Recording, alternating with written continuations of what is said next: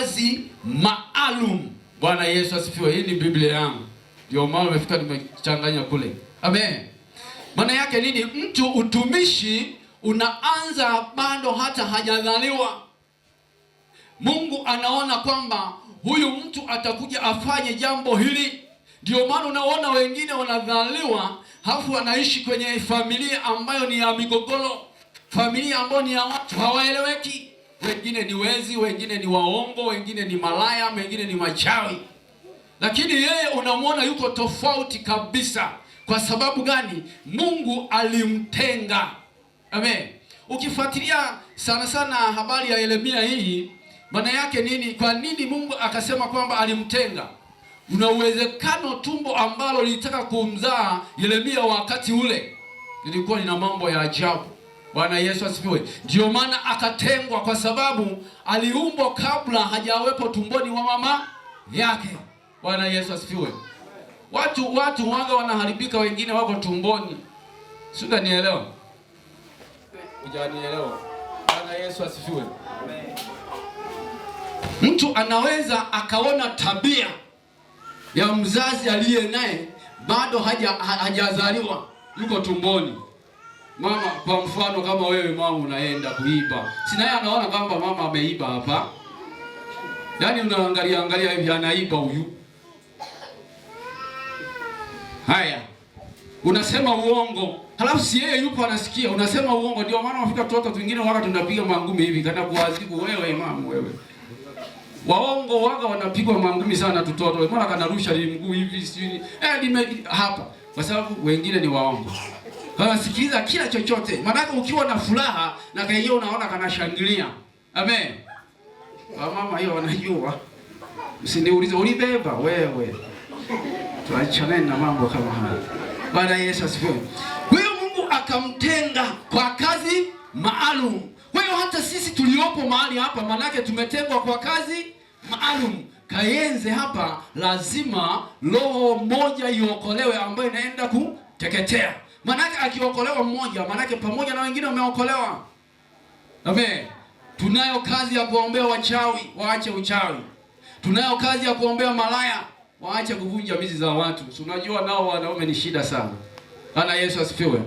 Akiona tu amevaa vizuri hata wenyewe sasa wamesahau na nyumbani. Bwana Yesu asifiwe. Lakini sio somo letu, ila tu nilikuwa napita hapo. Amen. Tunaelewana? Ukibeba mimba usichukie, utazaa mtoto likatili. Utakunasa hata vibao kwa sababu usichukiaga wewe. Bwana Yesu asifiwe. Mama nataka bure wa kubembelezwa na lenyewe utakuwa libembeleza hivi umeshakongoloka. Lenyewe lina noti. Hela halikutumii mpaka ulibembeleze. Mwanangu ndio linatuma kaa 10. Mama mnami mambo mengi kwa sababu ulizoea wewe kubembelezwa. Amen. Bwana Yesu asifiwe. Tuone mbele kidogo. Kuna wengine utumishi wao ni mbaya, ndivyo wanavyobeba kesho ya wengine. Hapa naongea na watu ambao tumo kanisani, sijaongea na wapagani eti. Ndio maana nikasema habari ya utumishi. Wewe ambaye umeokoka ni mtumishi kabisa 100%. Kuna watu wengine wamebeba kesho na wengine vibaya kwa sababu utumishi wao ni mbaya. Yeye akiingia kanisani, yeye kazi yake ni kuvuruga. Hana utulivu na wala hana mpango na Mungu. Kwa lugha nyingine unaweza kusema kwamba ni wakala wa shetani. Ni mpagani mstaarabu ambaye anaingia kanisani kuvuruga watu. Kazi yake yeye ni maswali kwa sababu hajatengwa. Aliharibikia akiwa tumboni. Bwana Yesu asifiwe. Aliharibikia akiwa tumboni. Hebu ni tuone Isaya anasemaje. Angalia Zaburi, tuone Zaburi. Yaani kuna wengine ni waharibifu sana. Kazi yao kanisani ni kuingia kuleta shida. Watu wasikae kwa amani.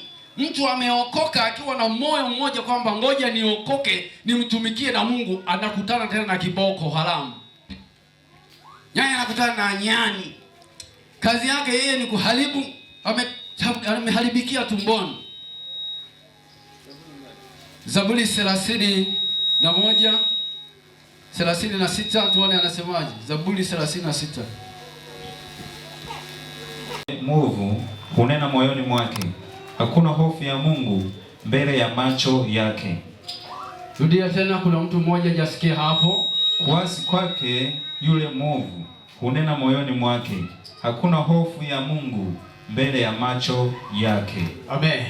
Bwana Yesu. Mvurugo kanisani, yeye ni jambo la kawaida sana. Kuongea jambo ambalo ni la upuuzi ni jambo la kawaida, kwa sababu aliharibikia wapi? Tumboni. Tutaona mbele huko uone kwamba ninachokiongea kuna watu wengine wanaharibikia tumboni. Wanaumbwa wakiwa wazuri na Mungu, halafu anawekwa mbele za tumbo la mama yake. Hapo ndio kimbembe kinaanzia hapo. Kama nilivyokuambia, unakutana na mama mchawi na yeye anaenda kuloga, anaenda na mimba lake. Sasa nyingine unasitisha ukiwa na mimba, mambo mengine unayaacha. Unafanya tu kama wale sasa wenzetu. Ukifika mwezi fulani wanaachana na kila kitu. Kama anakunywa gongo, kama hata kama alikuwa ni mganga, anakuambia leo yani mwezi huu ni mtakatifu. Mwezi ni mtakatifu. Ni mtakatifu. Kwa hakuna wokovu wa mipaka namna hiyo. Kwamba unakaa mstaarabu alafu kienda kufunguliwa, mama yangu. Afadhali na kichaa ambaye amekabidhiwa nyundo kwenye nyumba ya nani? Ya vioo. Yaani ataponda na kufidishia kwamba mlikuwa mnanisumbua, niko huru. Wapi na wapi? Bwana Yesu asifiwe. Kwa hiyo neno la Mungu ambalo lipo linatueleza watu wale ni watu waasi. Walishaharibika. Mioyoni mwao hakuna wanachokiwaza hata kitu kimoja. Ndio maana hata watu wengine walishashindwa kuokoka kwa sababu walikutana na mtu wa namna hiyo. Mpigie makofi na vigelegele Yesu wetu. Kwa lazima ifike mahala tumwambie Mungu ili wale watu hata kama watakuwemo kanisani, ndani ya makanisa, manake waondoke wenyewe. Amen. Waondoke wenyewe, maana wataendelea kutupa shida. Tunapoihubiri Injili tutakutana na watu ambao wanatuliza kwamba hivi na fulani ameshaokoka. Ulisema kama ni hivyo na shetani alishaokoka jamani. Fulani ameokoka. Wewe. Kama mjui tu. Kumbe hana makanisa nayo ameshakuwa kama chama tu eti. Kipendo unaenda CCM au unaenda Chadema. Bwana Yesu asifiwe. Kwa nataka nikukumbushe kwamba ule utumishi wako ulio nao, kumbuka umebeba kesho ya mtu mwingine. Haipo haja ya kuanza kuweka mijadala mbele za Bwana. Kama mtu ambaye anatakiwa aombewe, maana yake mfundishe habari ya maombi. Kanisani tunafundishana habari ya kumwabudu Mungu, na hata tunapokuwa na shida lazima tumwambie Mungu kwamba wewe Mungu unaweza. Ulisema ya kwamba utakuwa nami mpaka ukamilifu wa dahari. Kwa nini ninapitia kama haya? Unakumbusha kwamba si ulinitenga wewe kwa kazi maalum. Hivi ni kazi gani nayoifanya kama ninapitia mambo kama haya? Bwana Yesu asifiwe. Kwa lazima ifike mahala tujue kwamba sisi ni chombo kiteule ambacho kimetengwa na Mungu kwa kazi maalum, sio kwamba kuja kupongeza kazi zile mbaya. Maana yake wewe unayetenda dhambi, wewe ni mtu wa shetani. Biblia inasema kwamba atendaye dhambi ni mtu wa nani? Ni wa Ibilisi, kwa kuwa Ibilisi ametenda dhambi tangu mwanzo. Bwana Yesu asifiwe. Huo ni wakati mwingine lazima tutambue utumishi wetu ni upi. Tunafanya kazi gani hapa nilipo? Lazima nijiulize kwamba mimi ni mtumishi wa Mungu, nimeleta matunda gani? Bwana Yesu asifiwe. Kanisani tunazo kazi nyingi sana. Nyingi sana. Halafu tutawashawishi watu kwa utulivu tulio nao. Bwana Yesu asifiwe. Tutawashawishi watu tulio nao, tunaishi nao, ambao ni sehemu ambazo tunaishi, jamii wanatuzunguka, mambo mengine watakuwa wanajifunza, wataona kwa kweli fulani ameshaokoka. Bwana Yesu asifiwe. Haya, tuangalie watu ambao wanaharibikia tumboni.